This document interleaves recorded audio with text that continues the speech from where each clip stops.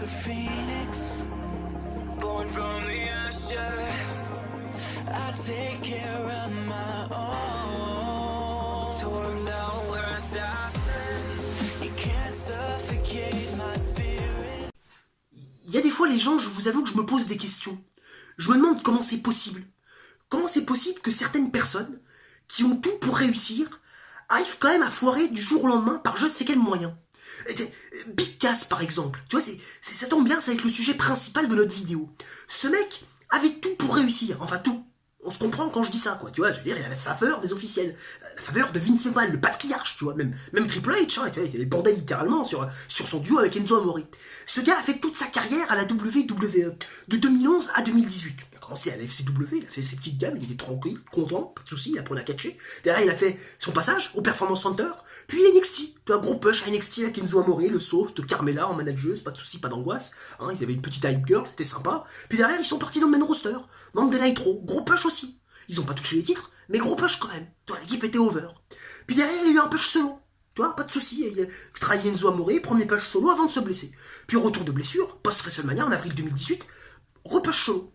Et le gars, malgré la faveur des officiels, malgré le fait que Vince McMahon l'adorait, il a réussi quand même à tout foirer, du jour au lendemain, pour un comportement un petit peu limite, tu vois.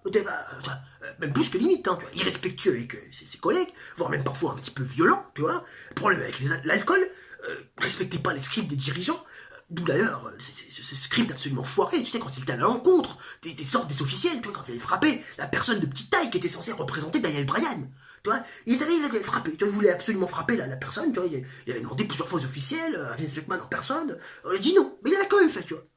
Alors, tu vois, ça, ce non-respect du script, plus son mauvais comportement, sa tendance à être un petit peu accro à l'alcool, tu vois, c'est le fait qu'ils sont pas bons non plus dans un ring, parce que c'est quand même pas Jojo, Big Cass, tu vois, il a réussi à se faire virer.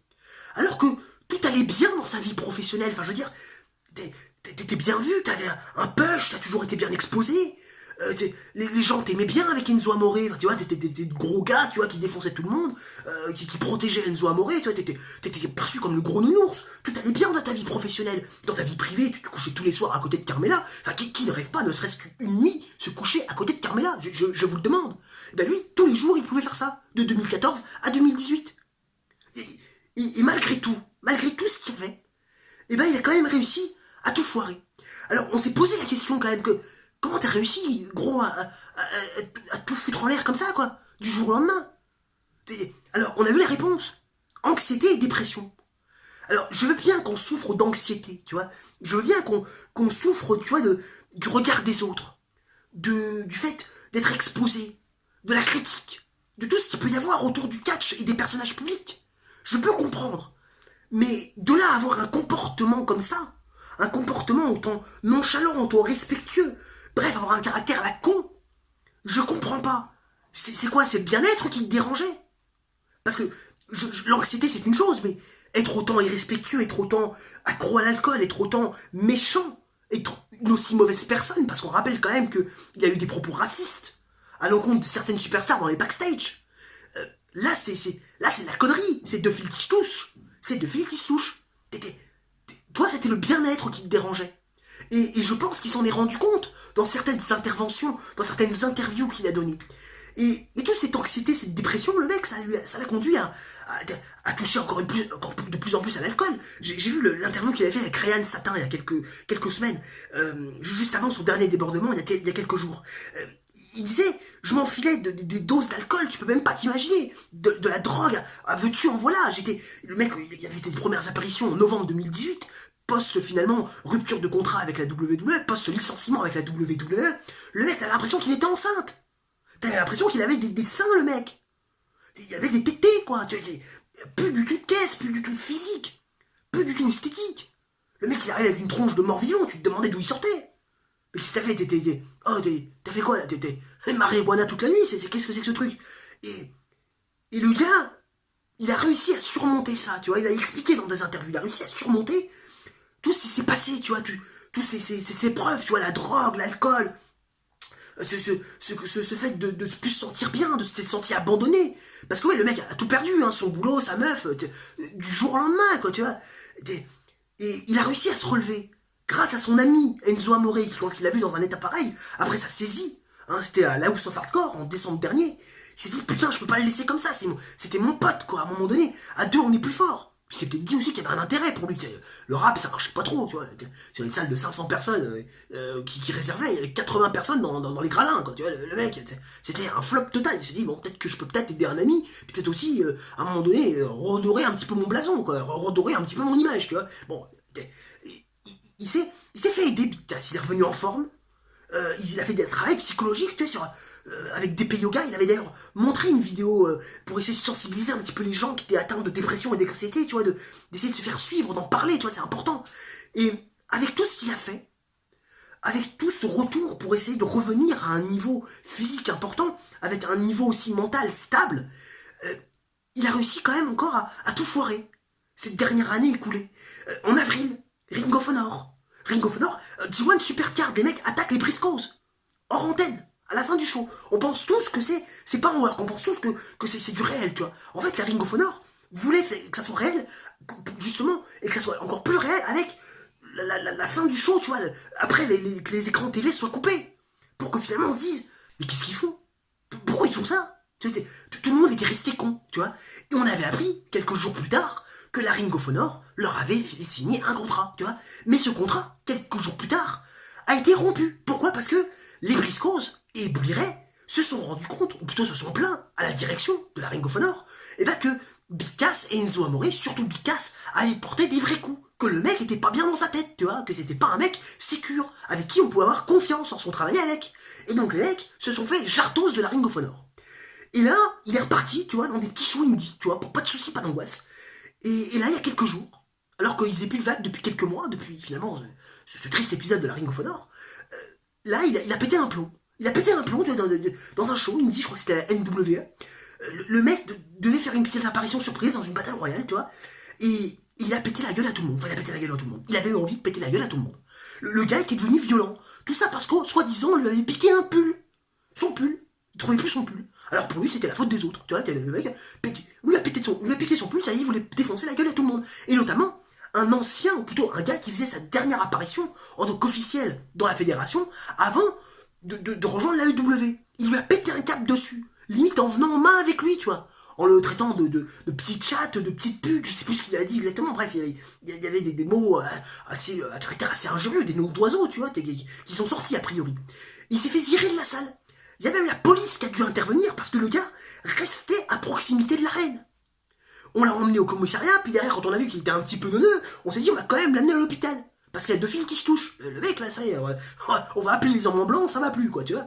Et là, il dit, après 2 jours passés, après l'accident, il envoie un communiqué, tu vois, via Twitter, en disant, je m'excuse auprès de ces personnes que j'ai pu violenter, agresser, tu vois. J'irai m'excuser en face à face. Et surtout, je vais prendre du temps pour moi, je vais être un peu loin de l'univers catchesque, pour prendre du temps pour moi et me soigner.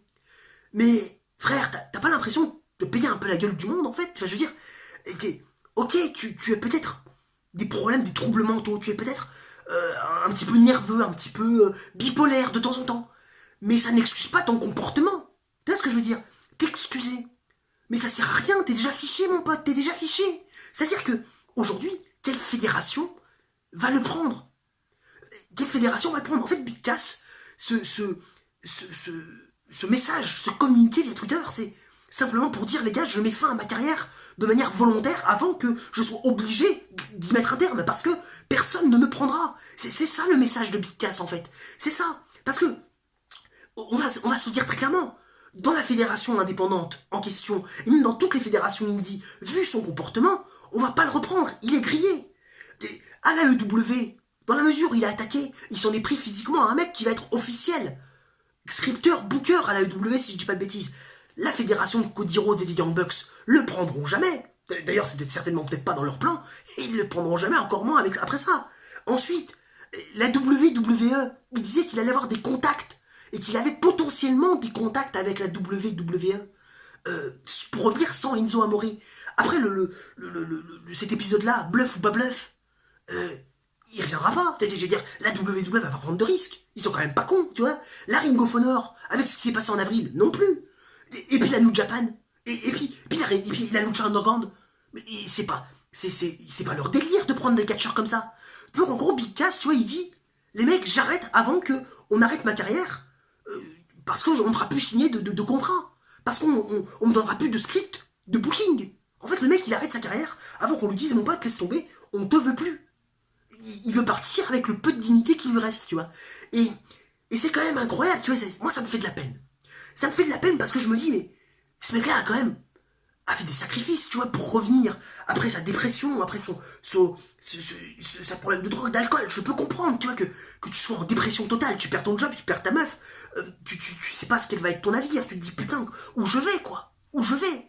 Je comprends que tu sois un petit peu dans la mouise, que dans ta tête, tu te dises, mais qu'est-ce qui se passe? Tu cogites, je comprends. Mais quand tu fais tous ces efforts, pour au final repartir dans tes travers, et que tes vieux démons te rattrapent, là, au bout d'un moment, tu n'es plus excusable. Là, au bout d'un moment, t'as merdé. T'as fait des conneries. Et je n'ai jamais été le plus grand fan de Big Cass. Jamais. Aussi bien du catcheur que de la personne, de ce que je pouvais voir au travers des réseaux sociaux ou même de certaines interviews. Son interview avec Ryan Satin, j'ai regardé toute la durée de l'interview. Ce mec, j'avais envie de vomir, en fait. Parce que il n'est pas sincère. Parce que t'as l'impression que le mec est pas présent. T'as l'impression que le mec est simplement pas honnête, sincère, honnête. Il est pas authentique. Moi, ça me pète les couilles des personnes comme ça. Et je suis pas le plus grand fan du coup du catcheur, et encore moins de la personne, mais quand je vois un mec se bouger le cul pour revenir, parce que il est passé à ça de la mort, le mec. Est-ce que vous avez vu sa vidéo avec DP Yoga, où il fait un montage vidéo avec tout ce qu'il a pu traverser, tout ce qu'il a pu vivre, le mec est passé à ça de mourir. Il est revenu, il s'est battu pour sa santé, pour sa vie, pour son bien-être, en fait. Il arrive à tout foirer. Je me dis, mon pote, à quel moment dans ta vie tu penses à avoir un comportement pareil? À quel moment dans ta vie tu te dis que ce comportement-là ne va pas te desservir? Il y a deux fils qui se touchent, mais là, c'est deux fils qui se touchent, ça peut se toucher pendant 2 minutes, 5 minutes, mais pas pendant toute la durée d'un show, en fait. C'est ça que je comprends pas. C'est ça que je comprends pas. Et là, je me dis, mais mon pote, t'as foiré ta carrière. Et c'est quand même fou, tu vois, je me dis, mais ce mec-là avait tout pour réussir. Encore une fois, tout pour réussir, pas en termes de capacité, pas en termes de talent, mais je parle en termes de vision, en termes d'impact qu'il avait auprès de Vince McMahon, le Triple H. Le mec avait tout pour devenir une star de la WWE. Bien sûr, ça aurait été au détriment de ce que nous, fans, on voulait voir, mais tu vois, il aurait quand même été au top. Et d'un côté, j'étais content quand il s'est fait virer de la WWE, parce que je me suis dit, ce mec n'a pas sa place dans la fédé. Mais je ne souhaite à personne de mettre fin à sa carrière de cette façon. De mettre fin à sa carrière de manière anticipée, via un communiqué, avant que finalement, que la réalité le rattrape en pleine gueule, en lui disant, mon pote, dans la mesure où t'as merdé, bah on ne veut plus. On ne veut plus. Et ça, c'est quand même incroyable, tu vois. Je sais pas ce que vous en pensez de cette histoire Big Cass, de tout ce qui tourne autour de ce mec-là, mais n'hésitez pas dans les commentaires à en faire part, ça m'intéresse. Encore une fois, si j'ai fait cette vidéo, c'est parce que ça m'intéresse, tu vois. D'ailleurs, ça m'évite de faire une review de Clash of Champions complètement à la bourre. D'ailleurs, Clash of Champions, qui a fini de m'énerver, tu vois. C'était le genre de pay-per-view, tu vois. Il y a eu des bons choix, il y a eu des bons trucs, des bons résultats, tu vois. Mais le Randy Orton Kofi Kingston, ça a fini de m'achever, tu vois. Puis j'ai vu aussi, on aura le temps d'en parler dans la vidéo bilan de demain, hein, de Raw et de SmackDown, tout cumulé, tout dans une seule vidéo, ouais, parce que j'ai toujours pas regardé les shows au moment où je vais tourner cette vidéo. Non, pas du tout. Il y a des trucs, ça va aussi m'énerver. Je pense que le show risque de s'en prendre quand même plein la gueule pour certains trucs, tu vois. J'ai déjà appris que le push de Cedric Alexander, bah, ça y est, c'était fini, tu vois. Vince McMahon avait mis son grain de sel dedans, tu vois. Il a encore ouvert sa gueule, le vieux, tu vois. C'est dit, ça y est, j'ai encore fait chier, j'ai pas fait chier de monde ces dernières semaines. Tiens, je vais bien les faire chier, je vais bien les enculer, tu vois. On dit, tiens. Mais tu vois, j'avais pas envie de faire une review Clash of Champions parce que je le sentais pas, tu vois. Je sentais que j'allais pas être à l'aise. Et donc cette vidéo, tu vois, c'est comme j'avais plus envie de la faire que parler de Clash of Champions, ça m'a un petit peu servi, tu vois, ça m'a bien arrangé. Mais n'hésitez pas à donner votre avis dans les commentaires. N'hésitez pas non plus à mettre un j'aime si vous êtes d'accord avec ce que je pense, si vous êtes d'accord avec les dires qui ont été finalement voilà, énoncés dans la vidéo. N'hésitez pas à vous abonner, à mettre en commentaire, donc comme je dis, ce que vous pensez de la vidéo, à vous abonner si ce n'est pas déjà fait, pour recevoir toutes les notifications et être alerté en temps et en heure quand une vidéo sort sur la chaîne. Bien sûr, partagez la vidéo si le cœur vous en dit, et puis nous on se retrouve très prochainement, bah oui, dès demain pour le bilan de la semaine. Bougez pas, on se retrouve très vite. Ciao, ciao, bougez pas. Je l'ai dit 2 fois, mais c'est pas grave.